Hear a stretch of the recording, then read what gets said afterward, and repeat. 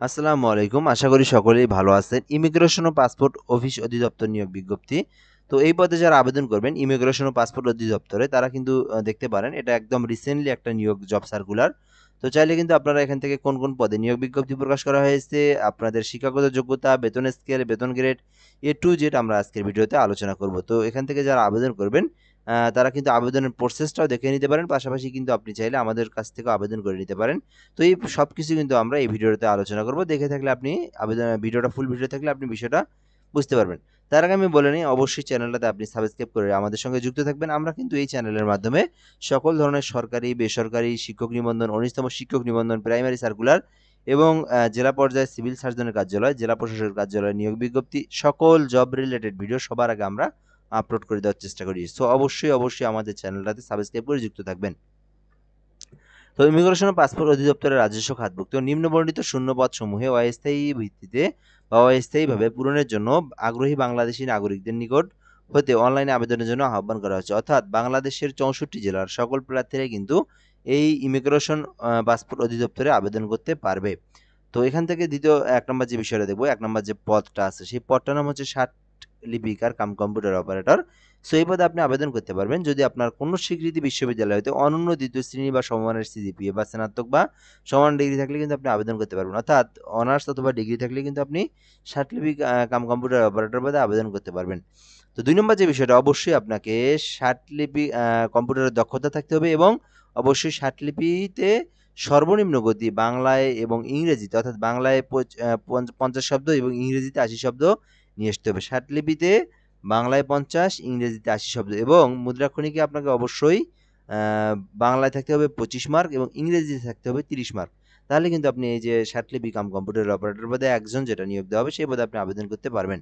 So ২ নম্বর যে বিষয়টা আমরা দেখব অফিস সহকারী কাম কম্পিউটার মুদ্রাক্ষরিক এই পদে ১০ জনকে নিয়োগ দেওয়া হবে। তো এটা হচ্ছে আপনার ১৬তম গ্রেডের কোনো স্বীকৃতি বোর্ড হতে অনন্য দ্বিতীয় বিভাগ বা সমমানের জিপিএতে উচ্চ মাধ্যমিক সার্টিফিকেট বা সমমান পরীক্ষায় উত্তীর্ণ হলে কিন্তু আপনি আবেদন করতে পারবেন।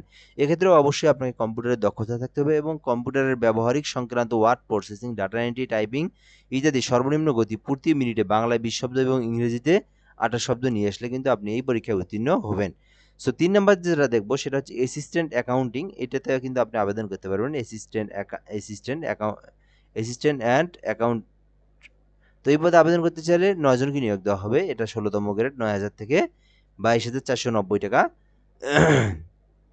তো কোনো স্বীকৃতি বিশ্ববিদ্যালয় হতে বাণিজ্য বিভাগে অনন্য স্নাতক ডিগ্রি থাকলে কিন্তু আপনি আবেদন করতে পারবেন। তো অবশ্যই কম্পিউটার চালনায় দক্ষতা থাকতে হবে, ঠিক আছে? তো এরপর আমরা এখান থেকে দেখব রেকর্ড কিপার ২ জনকে নিয়োগ দেওয়া হবে। কোনো স্বীকৃতি বিশ্ববিদ্যালয় হতে আল্লাহ! কোনো স্বীকৃতি বিশ্ববিদ্যালয় হতে অনন্য স্নাতক বা সমান ডিগ্রি থাকলে আপনি আবেদন করতে পারবেন। অবশ্যই কম্পিউটারের চালনায় দক্ষতা থাকলে আপনি কিন্তু দক্ষতা থাকতে হবে। তাহলে কিন্তু আপনি এই রেকর্ড কিপারে আবেদন করতে পারবেন। এরপরে ডাটা এন্ট্রি কন্ট্রোল অপারেটর ৪ জনকে নিয়োগ দেওয়া হবে। কোনো স্বীকৃতি বোর্ড হতে অবশ্যই এইচএসসি পাস করা থাকলে আপনি আবেদন করতে পারবেন। তবে বিজ্ঞান বিভাগ হতে উত্তীর্ণ প্রার্থীদের অগ্রাধিকার দেওয়া হবে। সকলেই আবেদন করতে পারবেন। তবে যারা বিজ্ঞান তারা হচ্ছে অগ্রাধিকার পাবেন এবং সংশ্লিষ্ট অ্যাপটিটিউড পরীক্ষায় উত্তীর্ণ থাকতে হবে। তো এরপর আমরা এখান থেকে দেখব সেটা হচ্ছে ক্যাশ সরকার এই পদে আপনি আবেদন করতে পারেন। কোনো স্বীকৃতি বোর্ড হতে অনন্য মাধ্যমিক স্কুল সার্টিফিকেট থাকলে কিন্তু আপনি ক্যাশ সরকার পদে আবেদন করতে পারেন। তো এখানে মোটামুটি এখান থেকে ১৩ থেকে ১৮তম গ্রেডের মধ্যে জব রিলেটেড ভিডিও আছে। তো যারা এসএসসি পাস হলে শুধুমাত্র একজন, এইচএসসি যারা দেওয়া আছে তারা কিন্তু এখান থেকে দেখতে পারেন।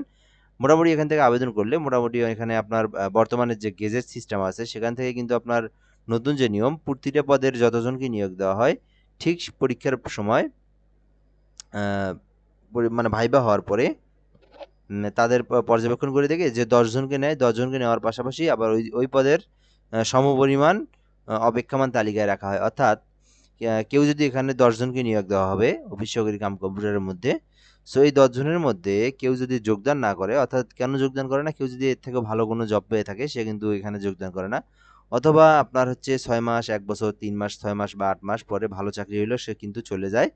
সো এই বিষয়গুলো কিন্তু এখান থেকে অপেক্ষমান তালিকা থেকে নেওয়া হয়। আশা করি আমরা বিষয়টা বুঝতে পেরেছি। সো এই ছিল বিষয়। এখান থেকে আমরা দেখব এখন আবেদন করার জন্য অবশ্যই ১৮ থেকে ৩২ বছরের মধ্যে হতে হবে এবং কোনো প্রকারের টিএডিএ গ্রহণযোগ্য হবে না। কোটা সংক্রান্ত সরকারের সর্বশেষ জারিকৃত যে নিয়ম নীতি আছে সেটা কিন্তু অনুসরণ করা হবে।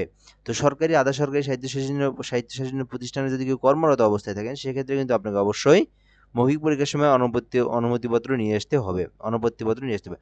সো এরপর আমরা এখান থেকে দেখবো যে এই নিয়োগ সম্পর্কে কোনো কিছু জানতে চাইলে অবশ্যই আপনি DIP.gov.bd থেকে আপনি দেখতে পারবেন। কর্তৃপক্ষ নিয়োগযোগ্য পদের সংখ্যা কম বেশি হতে পারে, তো কম কখনো হয় না, হইলে বেশি হবে।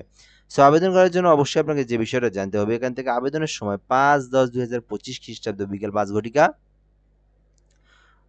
পর্যন্ত সময় আছে, অর্থাৎ 14 তারিখ থেকে আবেদন শুরু হবে এবং 5 তারিখে গিয়ে আবেদন শেষ হবে। তো এখন আজকে হচ্ছে 12 তারিখ, আরও হচ্ছে মাঝখানে একদিন আছে। তো আপনারা যারা 14 তারিখ থেকে আবেদন করে নিতে চান তারা কিন্তু চাইলে আমাদের সঙ্গে যুক্ত হয়ে, আমাদের মোবাইল নাম্বারে কিন্তু হোয়াটসঅ্যাপ আছে, চাইলে কিন্তু আপনারা আমাদের থেকে আবেদন করে নিতে পারেন। আমরা একদম সুন্দরভাবে নিখুঁতভাবে আবেদনগুলো করে দেওয়ার চেষ্টা করি। আপনি এই নাম্বারে হোয়াটসঅ্যাপে শুধুমাত্র টেক্সট দিবেন, ফোন দিবেন না। টেক্সট দিয়ে শুধু আপনি লিখবেন যে আমি এই অধিদপ্তরে এই পদে আবেদন করতে চাই। 01775830312 নাম্বারটা আমি বলবো, যেটা যদিও যদিও মাউসের কার্সার দিয়ে রাখার কারণে খুব একটা ভালো হচ্ছে না। 01775830312, 01775830312, এই নাম্বারে আপনি হোয়াটসঅ্যাপে যোগাযোগ করে আমাদের সঙ্গে যোগাযোগ করে আপনার যাবতীয় তথ্যগুলো দিয়ে আপনি কিন্তু আমাদের থেকে আবেদন করে নিতে পারেন। সেখানে আবেদনের যে বিষয়টা আমরা এখান থেকে দেখবো, 1 থেকে 5 নং ক্রমিক পদের জন্য অবশ্যই আপনাকে 1 থেকে 5 নং ক্রমিকের জন্য 112 টাকা, 1 থেকে 5 নং ক্রমিকের জন্য 105 টাকা এবং 6 টাকা আপনাকে কি করতে হবে, হ্যাঁ, এখানে আপনার 112 টাকা সার্ভিস চার্জ ধরা হয়েছে এবং এখানে 6 নং ক্রমিক পদের জন্য 50 টাকা সার্ভিস চার্জ সহ 56 টাকা ধরা হয়েছে। এই হলো মূলত বিষয়। আবেদনের যেখান থেকে DIPSPC ইউজার আইডি দিয়ে পরবার আপনি ইয়েস লিখে বের করে দিবেন। এটাই হলো মূলত বিষয়। তো আশা করি আপনারা বিষয়টা জানতে পেরেছেন। যারা আবেদন করবেন আমাদের সঙ্গে যোগাযোগ করবেন এবং যারা নিজেরা পারেন অবশ্যই আপনারা আবেদন করবেন। সো ভিডিওটা ভালো লাগলে অবশ্যই চ্যানেলটাতে সাবস্ক্রাইব করে রাখবেন। ধন্যবাদ। আসসালামু আলাইকুম।